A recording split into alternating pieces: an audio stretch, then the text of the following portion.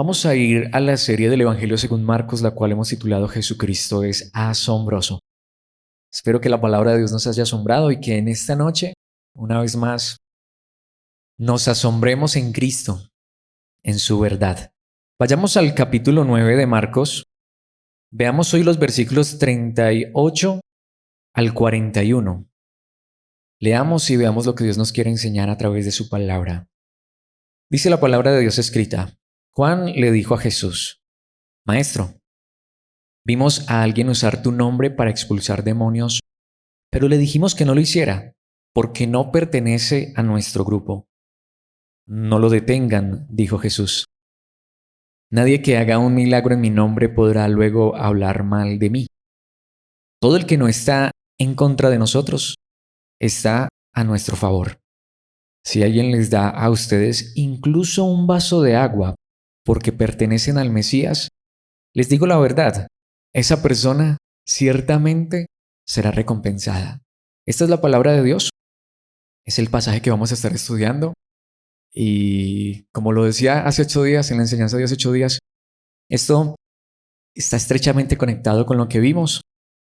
Y es que los discípulos se estaban peleando por cuál era el más grande. Y Jesús tomó a un niño pequeñito de brazos, lo puso en medio de la enseñanza, en medio de ellos, y con este niño en sus brazos empezó a mostrarles, a enseñarles quién era realmente el grande. Pero esto es lo interesante. Jesucristo les está enseñando esto. Ya lo vimos hace 8 días, quién es el verdadero grande. El grande es el que usa el poder que Dios le da, el que usa la gracia que Dios le da, el que usa lo que sea que Dios le haya dado en su vida, pero no lo usa para mostrarse cuán grande, cuán fuerte, poderoso es, sino que lo usa para ayudar a los demás, de hecho para ayudar a los más desvalidos, para ayudar a los más pequeños, como ese niño que Jesús tenía en sus brazos. Pero en este caso no es Pedro, es Juan quien interrumpe a Jesús. Y lo más impresionante es que lo interrumpe para decirle algo que parecía nuevamente que los quería hacer grandes era a ellos mismos, pero Jesucristo corrige esa postura. De hecho, antes de ir al título y para enfatizar la introducción de esta enseñanza, quisiera hacerte una pregunta. ¿Conoces el nombre de Cristo? Ahora alguien diría, por supuesto, se llama Jesús. Bueno, le he puesto como título a esta enseñanza nombre asombroso. Pero es que el nombre de Cristo no es simplemente Jesús, no son las 5 letras en español, que de hecho si lo leyeras en otros idiomas son otras letras. Si vamos, por ejemplo, al hebreo, al arameo, en algunas traducciones son 6 letras, en otras son 8 letras. En otras palabras, dependiendo del idioma en que lo leas, hasta se pronunciará, se escuchará, se sentirá diferente. Pero me refiero, de verdad, ¿conocemos el nombre de Cristo? Más que las letras que componen el nombre que tuvo en esta tierra, entendemos que cuando en la palabra de Dios se habla de nombre, cuando en la Biblia se habla de nombre, y esto es demasiado importante, realmente se habla de lo que es la esencia de algo o de alguien. El nombre de Cristo no simplemente es Jesús, aunque Jesús significa algo muy grande, sino lo que Él es y lo que Él vino a hacer. Así que yo podría saber cómo se llama Jesús de Nazaret, el carpintero que nació en Belén y se crió en Nazaret, pero no conocer realmente su nombre, no conocerlo a Él de verdad, no saber quién es Él y lo que hizo. Eso es conocer el nombre. De hecho, hay grupos religiosos que hasta se hacen llamar cristianos y se sienten orgullosos porque ellos dicen que conocen el nombre, porque dicen que el nombre es Jesús. Y hay en este momento muchos grupos religiosos que se hacen también llamar cristianos que se están levantando de una manera muy fuerte para decir, no, están equivocados. Realmente el nombre es Yeshua o Jehoshua en hebreo. Y hasta te preguntan si tú has sido bautizado realmente en el nombre verdadero y empiezan a pelearse por eso. La pregunta nuevamente es, ¿conocemos el nombre traducido o en el idioma original, las letras que conformaron su nombre, o conocemos a aquel que se le dio ese nombre, pero que realmente más que un nombre pronunciable por nuestros labios, se le ha dado el nombre que es sobre todos los demás nombres, como es el título, un nombre asombroso? Así que esto es demasiado importante Y lo que la palabra de Dios nos va a enseñar en este pasaje, que quiero que veamos a través de 4 verdades, es que precisamente creo que si había alguien que conocía el nombre humano, es decir, las letras de cómo se pronunciaba el nombre de Jesús, eran los discípulos. Seguramente que ellos sabían cómo llamarlo y él respondía a ese nombre. Pero lo que nos quiere mostrar es que aún los discípulos todavía no entendían correctamente el nombre. No sabían realmente cuál era el nombre de Cristo, aunque sabían que se llamaba Jesús. Y puede ser que eso nos esté pasando a nosotros. Ojalá que no, pero si así fuera, asombrémonos con el nombre de Cristo. Así que vayamos ya al pasaje, veamos 4 verdades, mucho que decir allí en estos versículos. Pero lo primero que quiero que veamos es entonces que el nombre de Cristo es libertad. Libertad en el nombre de Cristo. Por eso es que este nombre es sobre todos los demás nombres y es asombroso. Y lo que quiero decir para entrar en este primer punto, y puede que suene extraño, pero hay que tener cuidado. Muchas personas han hecho del nombre de Cristo una secta. Pero lo cierto es que el cristianismo no es una secta, aunque muchos han convertido el cristianismo en una secta. Esta es la esencia a lo que voy. Tengamos cuidado porque nos podría hasta pasar a nosotros que en nombre de Jesús, en nombre de Cristo, convirtamos lo que nosotros creamos que es el cristianismo en una secta. Muchos lo han hecho, nos podría pasar. Y lo que quiero que veamos es que los discípulos estaban desconociendo la realidad del nombre de Cristo y lo querían convertir en una secta. Fuerte, pero cierto. Veamos este primer punto en el versículo 38. Recordemos, Juan interrumpe la enseñanza de Jesús para decirle, aquí dice la palabra, Juan le dijo a Jesús, maestro, vimos a alguien usar tu nombre para expulsar demonios. Nuevamente, enfatizo esto. Jesús estaba enseñando. ¿Quién era el más grande? Pues bueno, el que quiera ser el más grande, miren este pequeñito. Pero Juan interrumpe la enseñanza como quien dice, pero es que hay otras personas que no vienen a esta enseñanza, que no se reúnen con nosotros, porque de hecho hasta hay otras personas que usan tu nombre, el poder de tu nombre para expulsar demonios, pero le dijimos que no lo hiciera porque no pertenece a nuestro grupo, porque no viene a la enseñanza con nosotros, porque se congrega en otro lugar. Sí, nos ha pasado. Mis hermanos, es demasiado fuerte lo que está pasando aquí. Una vez más, parece que Juan lo que está diciendo, o sea que lo grande, lo importante es que estamos aquí en esta reunión, tanto que vimos a alguien que está utilizando tu nombre, el poder de tu nombre. De hecho, está expulsando demonios y lo está haciendo en nombre tuyo. Lo que está diciendo la palabra de Dios, lo que significa es, este hombre proclama la liberación de los endemoniados en tu nombre. Y literalmente el idioma original dice, pero se lo prohibimos. Ahora, ¿quiénes se lo prohibimos? Bueno, ellos, los apóstoles, los discípulos, porque Jesús no.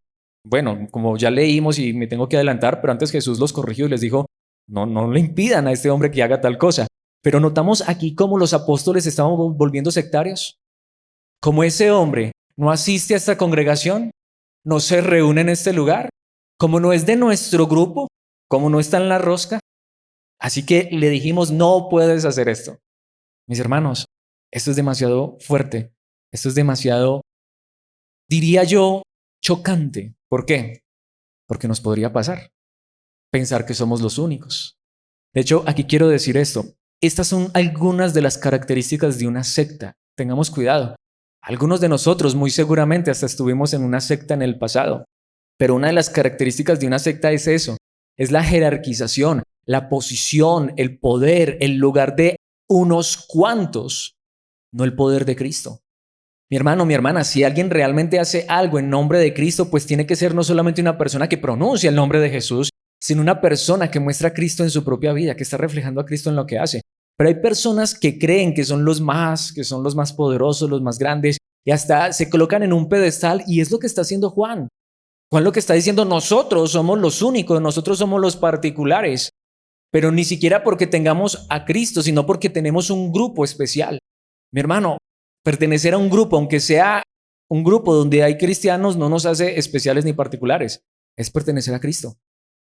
Porque esto es lo interesante, y aunque el texto no lo dice, pero luego seguramente lo vamos a ver, es que aquí había uno dentro de los 12 que no era cristiano. Aquí estaba Judas, pero había uno que no estaba siendo parte de este grupo, sin embargo, estaba allí trayendo libertad a los demonios. libertad a los endemoniados, mejor, de los demonios. Estaba libertando a estas personas cautivas y lo estaba haciendo en nombre de Cristo. Es decir, nuevamente, no era simplemente una fórmula mágica, no era, como lo he dicho en algunas ocasiones, el abracadabra, que hay que tener cuidado. El nombre de Jesús tampoco es un amuleto. Algunos de nosotros nos enseñaron a eso. Hay poder en el nombre de Jesús, a mencionar el nombre de Jesús para cualquier cosa.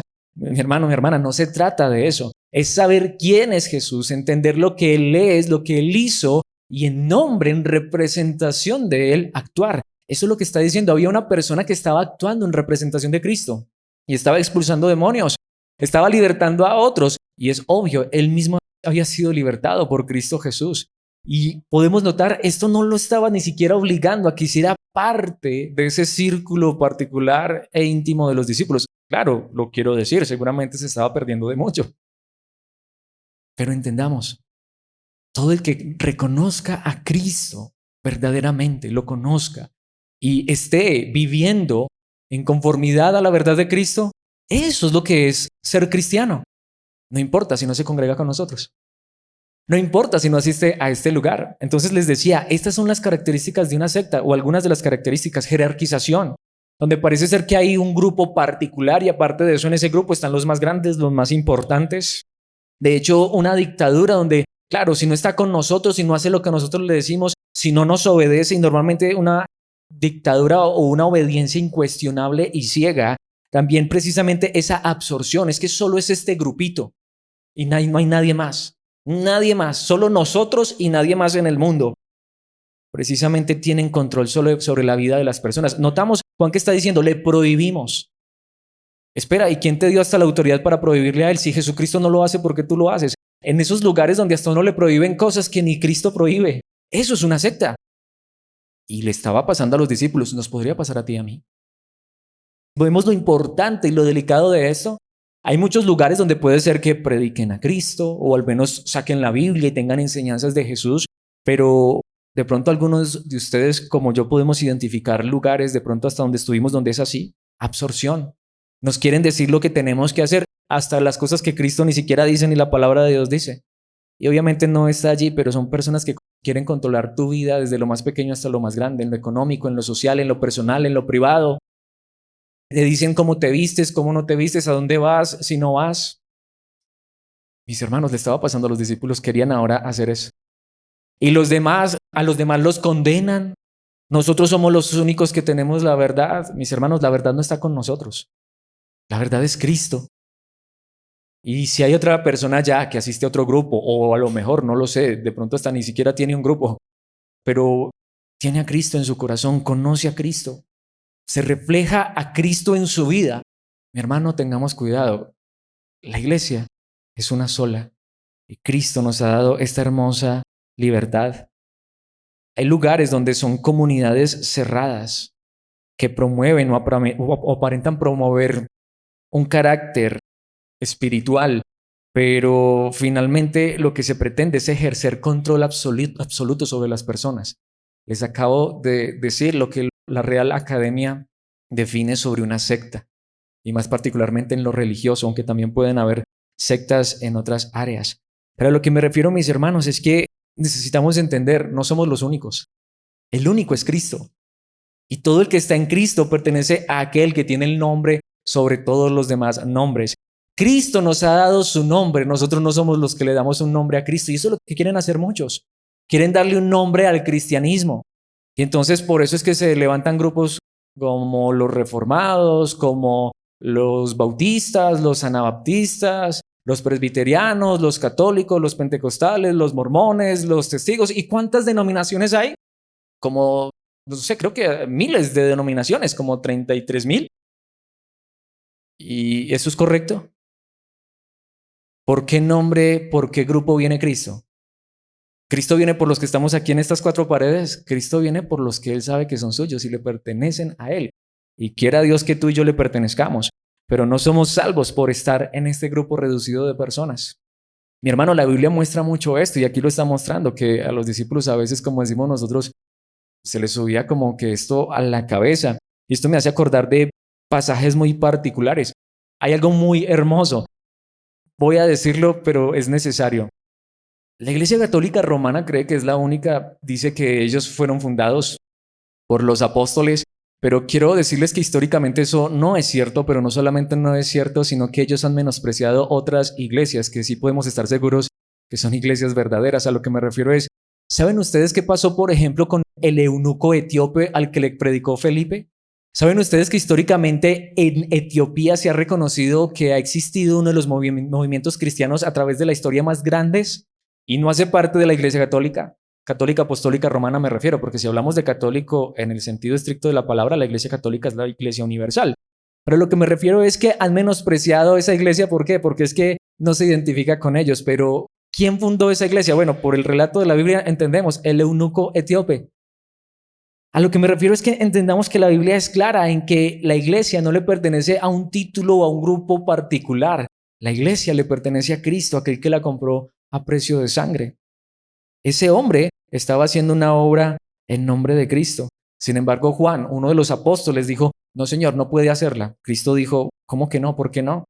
Esto me hace acordarme cuando Pedro fue a la casa de Cornelio. Y estas historias no las he traído porque son historias de capítulos completos, pero has leído la historia de cuando Pedro fue a la casa de Cornelio. La iglesia de Jerusalén estaba enojada porque Pedro se había metido allá a esa casa. Pero tuvo que Dios enviar el Espíritu Santo, derramarlo como lo derramó el día de Pentecostés con los judíos para que ellos se dieran cuenta que lo que el judaísmo estaba haciendo en ellos era solo una secta. Pero Cristo derribaba todas esas barreras. Cristo no vino a crear una nueva religión. Cristo no vino a crear una secta. Cristo vino a salvar. Y esta es la gran realidad. Somos nosotros conscientes de eso. En estos días estábamos hablando en un estudio. Esto es muy importante. Hay muchas sectas en el mundo y muchas que se hacen llamar cristianas. Pero resulta, por ejemplo, que en algún momento el apóstol Pablo circuncidó a Timoteo porque él quería ir a predicarle a los cristianos judíos, perdón, a los judíos que no eran cristianos y quería que fueran cristianos. Así que Timoteo no estuviera circuncidado y como era su compañero, pues eso iba a ser un tropiezo. ¿Qué hizo Pablo con Timoteo? Lo circuncidó. Pero cuando se trató de ir a Jerusalén a confrontar el evangelio que los de Jerusalén predicaban, a ver si era el mismo que Pablo predicaba, ¿qué hizo Pablo particularmente? Se llevó a uno que no era judío, se llevó a un griego, se llevó a Tito que no estaba circuncidado, pero no lo circuncidó y lo hizo a propósito. Vamos a ver qué va a pasar cuando llegue Tito, a ver si lo dejan entrar. Vamos a decirlo de esta manera, alguien podría pensar que es exagerado, pero no. Se llevó a un griego que lo más seguro es que usaba pelo largo y aritos, algo que seguramente era chocante para esa cultura, para esas personas. Seguro. Vamos a decirlo de esta manera, es como si dijéramos, voy a ir a un lugar donde se supone que las mujeres no se pueden maquillar, pues le digo a mi esposa que se maquille y nos vamos para allá a ver cómo nos tratan, si nos tratan como hermanos o no. A lo que me refiero es que Pablo hizo eso. Nuevamente a Timoteo lo circuncidó porque él no quería hacer un tropiezo para los judíos que no conocían a Cristo. Pero cuando había allí una iglesia que decía conocer a Cristo, aunque había tenido un trasfondo judío, que dice, vámonos Tito, sin circuncidar. A ver qué nos dicen. Y precisamente si lees eso, dice que la cuestión de Tito salió a relucir porque unos supuestos hermanos, que claramente dice Pablo, que no eran para nada cristianos, que no eran para nada hermanos, trajeron el asunto a colación. Porque ya habían creado una secta en Jerusalén. Demasiado temprano. Imaginémonos después de 2000 años de historia del cristianismo cuántas sectas se han creado en el nombre de Cristo. De manera simple para enfatizar este punto e ir a unos cuantos pasajes que nos enfatizan esto, hermanos, no hagamos de Cristo una secta, entendamos que cristiano es aquel que tiene a Cristo. Sin importar dónde se congregue, sin importar a qué grupo asista. Y si está con nosotros, pues qué bueno que podamos servir. Pero mis hermanos, entendamos, Cristo nos ha traído libertad, libertad de vivir para Él.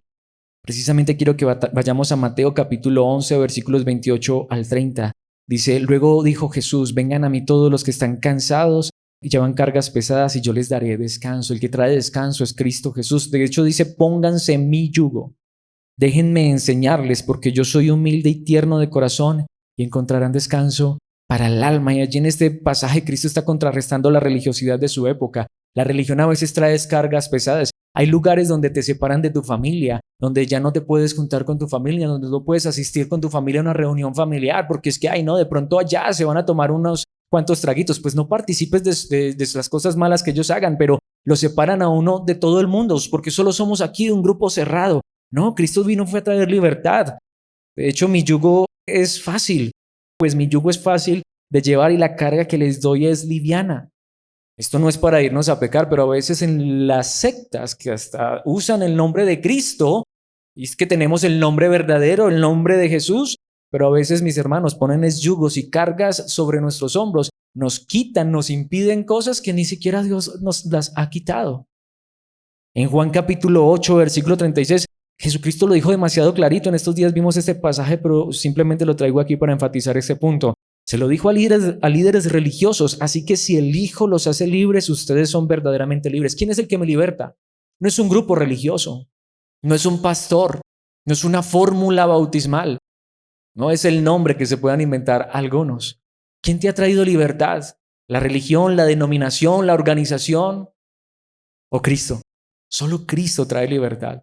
Solo Cristo transforma y cambia. Y si estoy en Cristo, no importa si estoy en la China, o si estoy aquí en Colombia, o si estoy en Estados Unidos, o donde quiera que esté, no importa si me congrego allá en la esquina. Bueno, no sé si en la esquina haya una congregación, pero mis hermanos, no somos los únicos. Ay, es que está la única iglesia que predica la verdad. ¿Qué sabemos? Y aquí al lado hay otra iglesia que también lo está haciendo.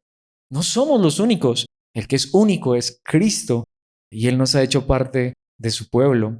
Gálatas 5:1, por lo tanto, Cristo en verdad nos ha liberado. ¿Quién es el que liberta? Cristo es el que trae la libertad. Romanos 10:17, así que la fe viene por oír, es decir, por oír la buena noticia acerca de Cristo. ¿Por qué traje este versículo? ¿Qué tiene que ver demasiado?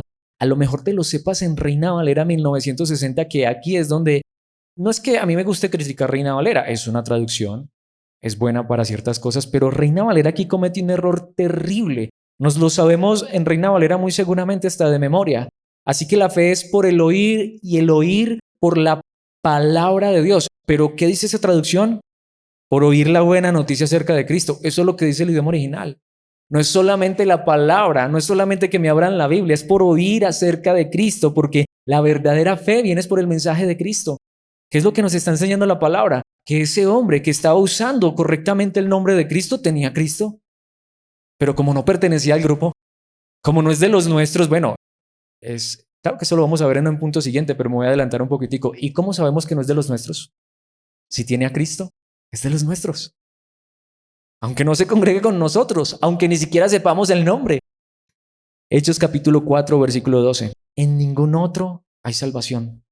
Dios no ha dado ningún otro nombre bajo el cielo mediante el cual podamos ser salvos. Está diciendo lo que Él hizo por nosotros.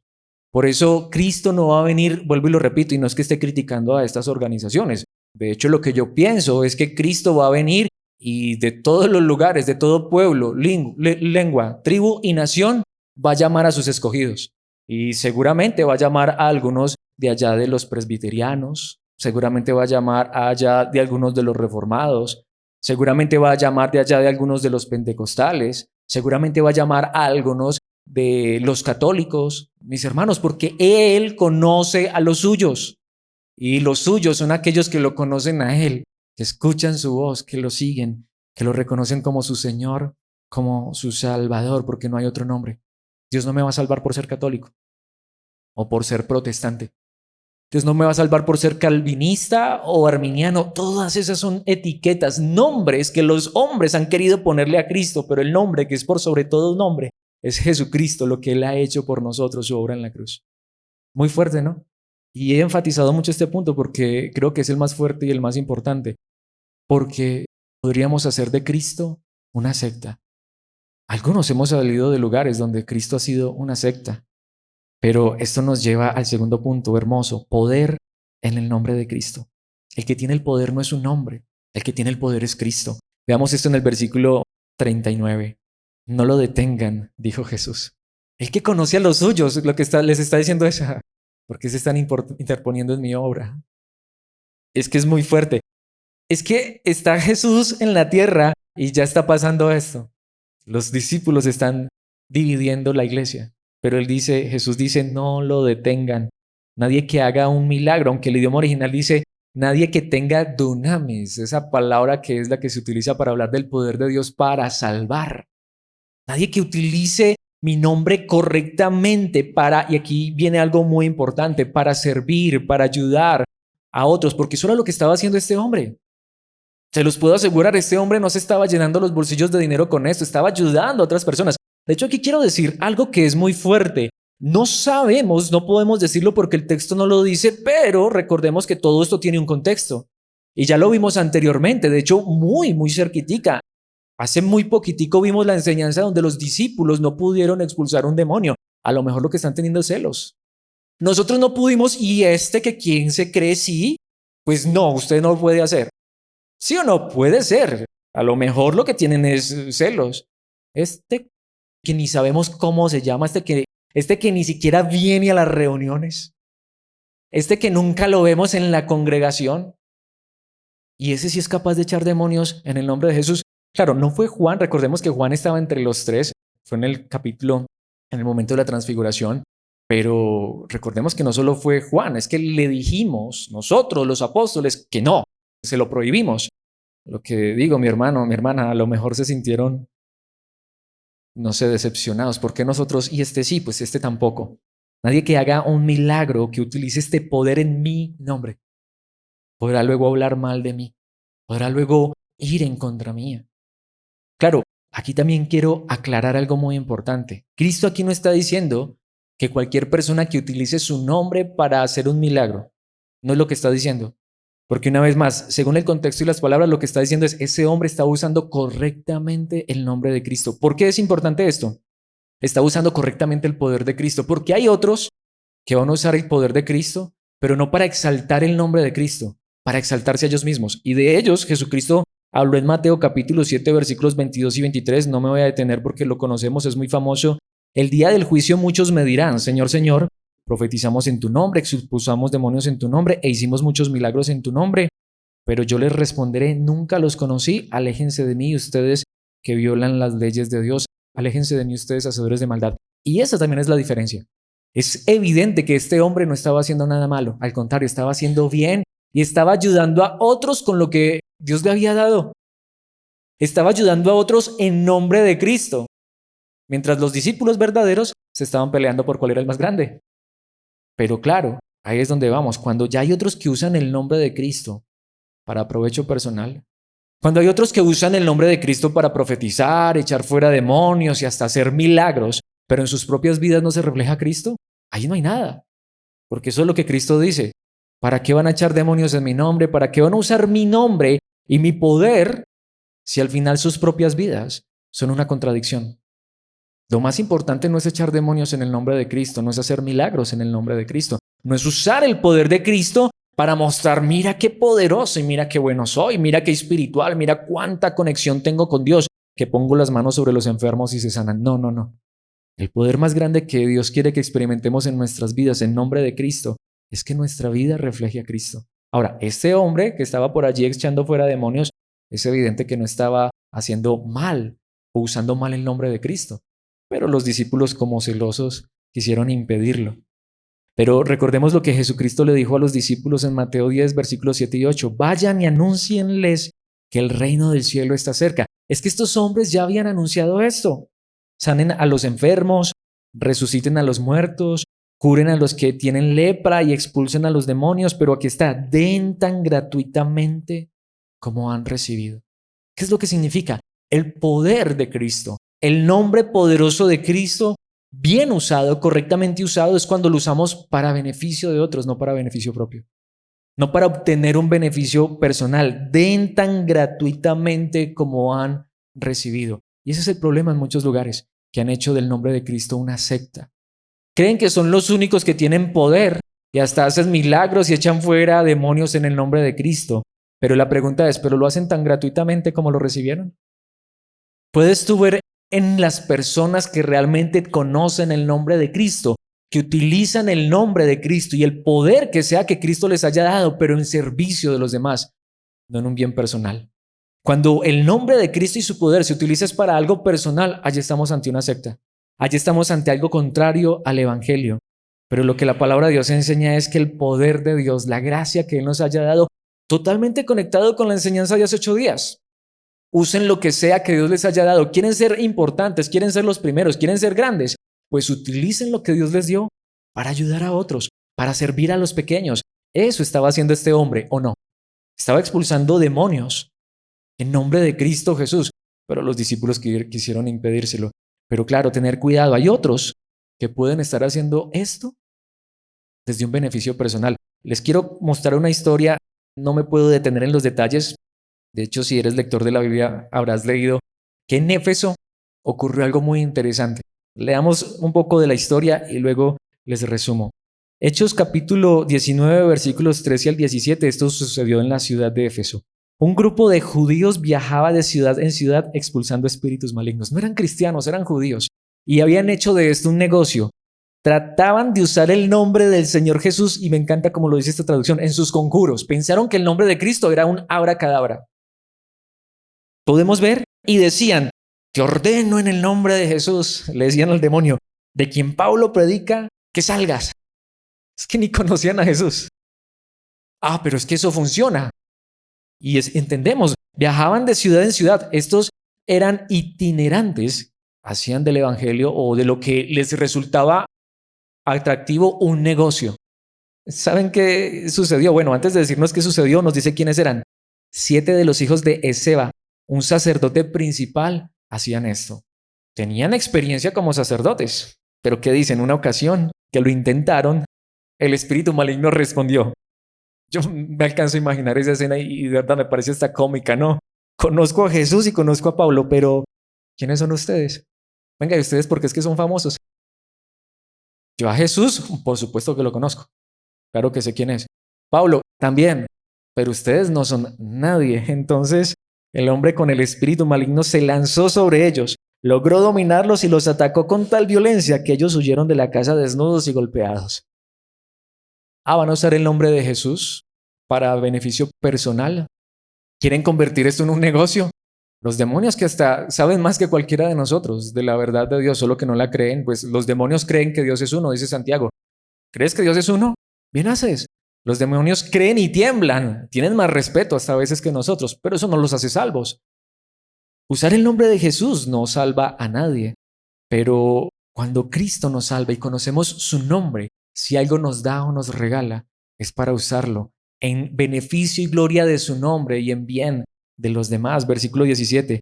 Esta historia, y aquí es donde entendemos el contexto de esto, esta historia corrió velozmente por toda Éfeso, entre judíos y griegos por igual. Y aquí es donde vemos el detalle más importante. Un temor solemne descendió sobre la ciudad, respeto. Y el nombre del Señor Jesús fue honrado en gran manera. Esos tales hijos de Seba, aunque estaban usando el nombre de Jesús, pero no lo estaban honrando. Eso es conocer el nombre. Conocer el nombre de Cristo Jesús, no es decir, yo sé quién es Jesús. Y hasta hacen canciones, conozco el nombre de Jesús. Y tenemos al Dios verdadero, porque el Dios verdadero se llama Jesús. Y yo digo, cada que voy a hacer algo hay poder en el nombre de Jesús. No, conocer el nombre de Jesús es saber quién es Él, honrarlo, respetarlo, reconocerlo en mi vida y vivir para su gloria. Y usar lo que sea que Él me haya dado para su gloria y bien de otros. Entendemos que eso era lo que no estaban haciendo estos hijos de ese tal Esceva, aunque estaban usando el nombre de Jesús. Sin embargo, ese hombre por allá en Galilea que estaba usando el nombre de Jesús lo estaba honrando. Conocer el nombre de Cristo es honrarlo por quien Él es y lo que ha hecho por nosotros y está haciendo en nosotros. Esto nos lleva al tercer punto que hace un momento me adelantaba, pero allí está en el versículo 40. Conocer el nombre de Cristo es unidad en el nombre de Cristo. Y es hermoso lo que Jesucristo dice en el versículo 40. Todo el que no está en contra de nosotros está a nuestro favor. Y si lo leyéramos en el idioma original, da más la idea de todo el que no se está oponiendo a nosotros es de los nuestros. Pero me encanta. Esto contradice lo que hoy muchos dicen, que la iglesia está más dividida que nunca. Mis hermanos, es que la unidad de la iglesia no está en que todos los cristianos estemos en el mismo lugar. De hecho, para Dios es mejor que estemos en diferentes lugares para que el evangelio se esparza más rápidamente. La unidad verdadera de la iglesia no es que formemos una organización religiosa y todos nos cobijemos bajo el mismo nombre organizacional. A ver, ¿qué nombre le vamos a poner a esta iglesia? Pues pongámosle un nombre para que la iglesia que salga de aquí, las iglesias hijas de esta iglesia tengan el mismo nombre. Vamos a sacar la personería jurídica para que todos los que salgan de aquí a predicar lleven el nombre que nosotros le vamos a poner a este lugar. En ocasiones lo he dicho para que de pronto tampoco se vaya a malinterpretar. Si en algún momento nos toca, es porque nos toca, porque a veces los organismos gubernamentales exigen. Si nos exigieran, pues lo haremos por eso. Pero mis hermanos, Dios quiera guardarnos de no utilizar nombres denominacionales, títulos. ¿Saben qué es lo que une a la iglesia? Cristo. Muy conectado obviamente con el punto número 1. La unidad de la iglesia es en Cristo. El que está en Cristo, el que está a favor de Cristo, el que está obrando en nombre de Cristo, es uno de nosotros, si es que tú y yo también estamos en Cristo. Y lo contrario, y si no es Cristo el todo en nuestras vidas, si no estamos obrando, actuando y proclamando la verdad de Cristo Jesús, mi hermano, no somos cristianos. No hacemos parte de la verdadera iglesia. Hace un rato lo decía, Iglesia Católica, ese nombre es correcto. La Iglesia Católica significa la Iglesia Universal. En ese sentido estricto de la palabra, yo soy católico, solo que no soy católico apostólico romano. Pero la verdadera iglesia es universal y Dios conoce a los suyos. El que no está en contra de nosotros, por esta causa se podría traducir, llega a ser uno de nosotros. Pero también Jesucristo dijo en Mateo capítulo 12, versículo 30, para que tampoco nos confundamos, porque él también dijo, el que no está conmigo, a mí se opone, y el que no trabaja conmigo, en realidad trabaja en mi contra. Ese también es el otro lado, digamos la otra cara de la moneda. El que está por Cristo, el que trabaja en nombre de Cristo, el que muestra a Cristo, no importa dónde asista, hace parte de la iglesia verdadera y debemos tener unidad con cada cristiano en todo lugar. Pero el que está en contra de Cristo, el que no está trabajando en nombre de Cristo, el que no está mostrando a Cristo en lo que sea que esté haciendo, mi hermano, no es cristiano por más que quiera decirlo. Esta es la gran realidad. En Juan capítulo 17, versículos 21 al 23, Jesús hizo esta oración al Padre y dijo, te pido que todos sean uno. No dijo que se reúnan en el mismo lugar. No. Que sean uno como tú y yo somos uno. Qué hermoso eso. El Padre y el Hijo son uno. Pero Jesucristo dijo, pero que ellos, aunque son tantos, y van a estar en tantos lugares, en diferentes lugares, algunos de ellos hasta van a viajar y van a ser esparcidos porque el Evangelio se va a esparcir, pero que sean uno. Padre, así como tú y yo somos unos, somos uno. Es decir, como tú estás en mí, Padre, y yo estoy en ti, y que ellos estén en nosotros para que el mundo crea que tú me enviaste. Entonces la unidad de la iglesia no es que todos los cristianos vamos a hacer un concilio ecuménico y vamos a ponernos todos el mismo nombre y vamos a todos los pastores a hacer una organización religiosa para que la gente vea que sí estamos unidos. No, eso no es necesario. La verdadera iglesia está unida. Hay gente que ha dicho eso. Ay, que es que los cristianos hasta dicen que son unidos y vean lo más desunidos que son. Lo que decía ahora hace un rato, han creado tantas organizaciones, tantas denominaciones. Qué triste para los que les gusta crear eso, pero la verdadera iglesia está unida. Porque ¿saben cómo está unida la verdadera iglesia? Como dice aquí la palabra de Dios, y que ellos estén en nosotros. Están en el Padre, están en el Hijo, están en el Espíritu Santo, aunque no estén en el mismo lugar. Tanto que dice el versículo 22, les he dado la gloria que tú me diste para que sean uno como nosotros somos uno. Tienen la gloria de Cristo, tienen la gloria de Dios en sus vidas. Versículo 23, yo estoy en ellos. Esa es la unidad. Y tú estás en mí. Ahí está, que gocen de una unidad tan perfecta que el mundo sepa que tú me enviaste y que los amas tanto como me amas a mí. La persona que está unida a Cristo nuevamente puede ser que ni siquiera esté adscrita a un título denominacional, a una organización religiosa, pero ¿saben cuál es el punto? Ellos están mostrando a Cristo donde quiera que Cristo los quiera llevar. Ellos están mostrando a Cristo en el colegio, en el trabajo, lo están mostrando en el hogar, lo están mostrando en el vecindario, en la cuadra, lo están mostrando si les toca viajar a otro lugar, lo están mostrando si son padres de familia o si son misioneros que se van a la China. Lo están mostrando donde quiera que estén. Esa es la unidad. Están mostrando a Cristo. Efesios capítulo 4, versículos 3 al 6. Hagan todo lo posible por mantenerse unidos, ¿qué? En el Espíritu y enlazados mediante la paz. Esa es la unidad de la iglesia. Nuevamente, no es que nos reunamos todos los cristianos en un mismo lugar. Versículo 4. Pues hay un solo cuerpo y un solo espíritu. Dios conoce su cuerpo, Cristo conoce su cuerpo. tal como ustedes fueron llamados a una misma esperanza gloriosa para el futuro. ¿Saben dónde vamos a estar reunidos todos los cristianos en un mismo lugar cuando lleguemos allá en el cielo? Allá sí, todos, todos, todos, en el mismo lugar. Pero aquí, mis hermanos, puede ser que estemos en diferentes lugares. Pero ¿qué dice el versículo 5? Hay un solo Señor. Obviamente entendemos, es Jesucristo, una sola fe. Lo importante es que hemos creído, un solo bautismo. De hecho dice, un solo Dios y Padre de todos. Aquí no dice, hay una sola denominación, organización, un solo título. No, hay un solo Dios y Padre de todos, quien está sobre todos, en todos y vive por medio de todos. Esa es la realidad, esa es la unidad de la iglesia. Pero en cuarto y último lugar, y algo que me parece muy precioso, es recompensa en el nombre de Cristo. Y esto es lo más hermoso. Aquí quiero aclarar, antes de ir al último versículo que nos hace falta, es necesario aclarar esto. Dios no nos va a recompensar con la salvación. La salvación no es un premio por las cosas buenas que hayamos hecho, dice un versículo en la palabra de Dios. La salvación es por gracia. Pero Dios en su gracia es tan bueno que Él nos salva, nos transforma, nos cambia.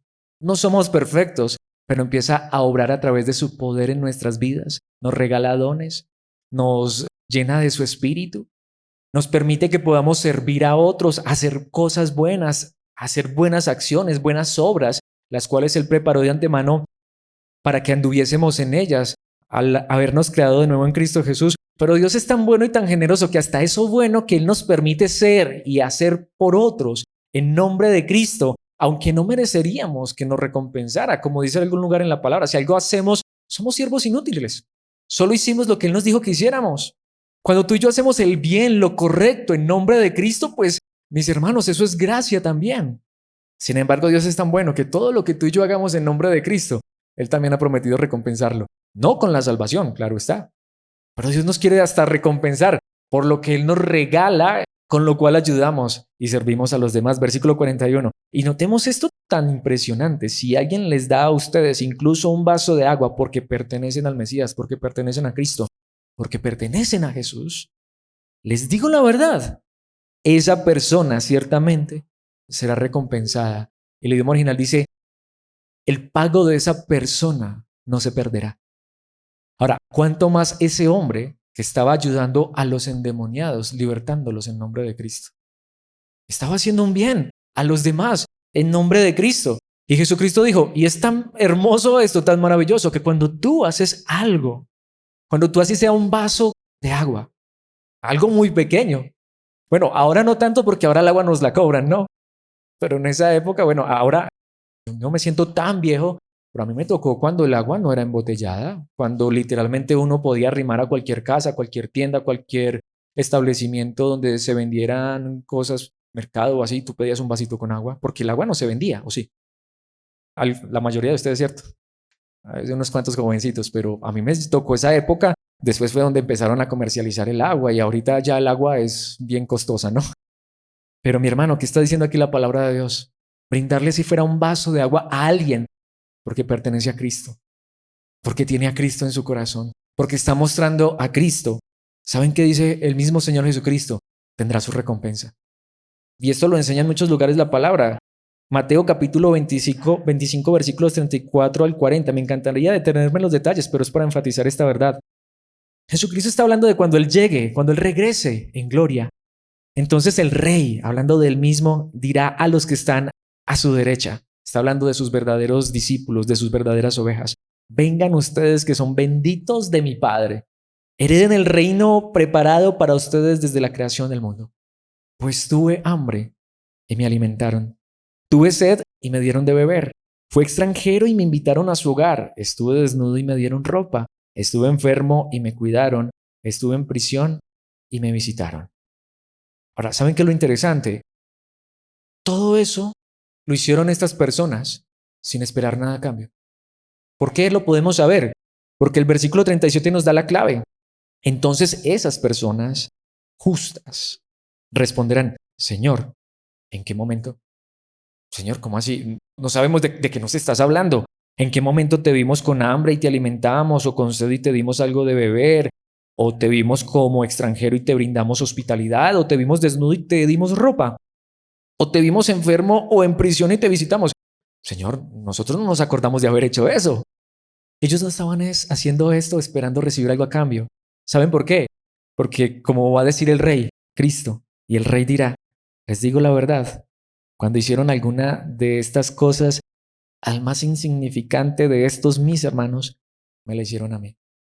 Ellos sabían que lo que estaban haciendo por estas personas ellos no tenían con qué devolvérselo, no tenían cómo recompensarlo. Y ellos tampoco lo estaban haciendo esperando recibir algo a cambio. Ellos no estaban esperando recibir el cielo por esto que dieron.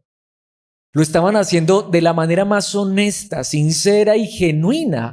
¿Saben? Porque Cristo estaba en sus corazones, porque Cristo era su rey. Ellos no estaban diciendo, oye, voy a darle un vaso de agua a esa persona, voy a hacer esto por esa persona porque Dios me va a recompensar. No lo estaban esperando, pero Dios los recompensó. De hecho, Cristo dice, los voy a recompensar. Mi hermano, mi hermana, ese es el nombre de Cristo. ¿No te parece asombroso? El nombre de Cristo es saber que en Él tenemos libertad, pero es una libertad para vivir para Cristo, donde quiera que estemos. Así no estemos en este grupo, o sí lo estemos, pero lo importante no es este grupo. Me refiero, ustedes son importantes, pero me refiero a lo importante no es pertenecer a este grupo. ¿Qué es lo importante? Pertenecer a Cristo. Es saber que ese poder de Cristo que nos ha salvado, esa libertad que ha traído en nuestras vidas, podemos y debemos usarla para servir a otros, no esperando nada a cambio. De esa manera es que mostramos que somos uno, que estamos unidos a Dios nuestro Padre, que estamos unidos a Jesucristo su Hijo, que estamos unidos en el Espíritu, en la fe, en el bautismo, que hacemos parte de un solo cuerpo. Eso es lo que va a mostrar el nombre de Cristo. Bueno, y si la tienes está bien, pero no que nos pongamos una camiseta que diga Jesús, sino que este Jesús glorioso, cuyo nombre es sobre todo nombre, sea asombroso en nuestras vidas y que por su gracia podamos reflejarlo a otros. Y saben que aún por esto, aunque no lo hagamos por esto, pero aún Cristo dice, los voy a recompensar. ¿No te parece asombroso ese nombre? ¿A quién le quieres pertenecer? ¿A este lugar? ¿A esta congregación? Dios nos guarde. Si eso llega a ocurrir, corre. Si yo te dijera algún día que donde te salgas de aquí te pierdes, significa que entonces aquí no está Cristo. Pero mi hermano, más bien la palabra de Dios nos dice, si estamos en Cristo y su poder se ha manifestado en nuestras vidas, si estamos unidos a Él y si Él nos ha traído la libertad, vivamos para Él. Todo lo que seamos y hagamos, hagámoslo en su nombre, queriendo mostrarlo, reflejarlo, para que Él sea luz, para que Él brille en nuestros corazones y en nuestras vidas este mundo de oscuridad y para que Él se lleve toda la gloria, la honra y la alabanza en su nombre. Eso es conocer el nombre. ¿Lo conoces? Espero que sí. Si no lo conoces, te invito a que conozcas a Cristo. Démosle gracias a Dios por su palabra y pidámosle que su nombre sea real en nuestras vidas. Padre nuestro que estás en los cielos, gracias por tu palabra.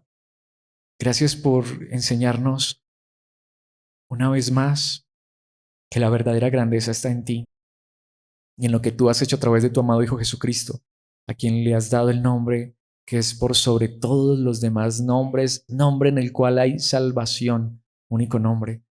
Como dice un lugar en tu palabra, que podamos postrarnos, que toda rodilla se postre y toda lengua confiese que Jesucristo, tu amado Hijo, es el Señor para la gloria y honra tuya.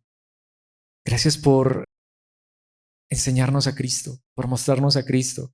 Gracias por obrar el poder de Cristo en nuestros corazones, en nuestras vidas, y ayúdanos, Señor, a reflejar y a dar de lo que hemos recibido por gracia. Que lo que otros puedan ver en nosotros no sea una nueva religión, que cuando nos pregunten por títulos o ese tipo de cosas, más que un título podamos mostrar a Cristo en todo lo que somos y hacemos, hasta en lo más pequeño. Que podamos servirnos unos a los otros, aún sin esperar nada a cambio, pero aún entendiendo que hasta tú en tu gracia has prometido recompensarnos, pero que ese no sea el aliciente, sino que lo que nos anime día tras día sea mostrar tu nombre, no un título, no una organización, no 5 letras del nombre Jesús, sino el verdadero Cristo, tu amado Hijo, en nuestros corazones, en nuestras vidas, dándose, entregándose a los demás, a los pequeños, a los que el mundo pueda considerar insignificantes, pero que nosotros entendemos que la verdadera grandeza es estar en tus manos, pertenecerte a ti, estar en Jesucristo. Que este sea el nombre, sobre todo nombre, que esté en nuestras vidas. Te lo pedimos, Padre Santo, en el nombre de Cristo Jesús. Amén y amén.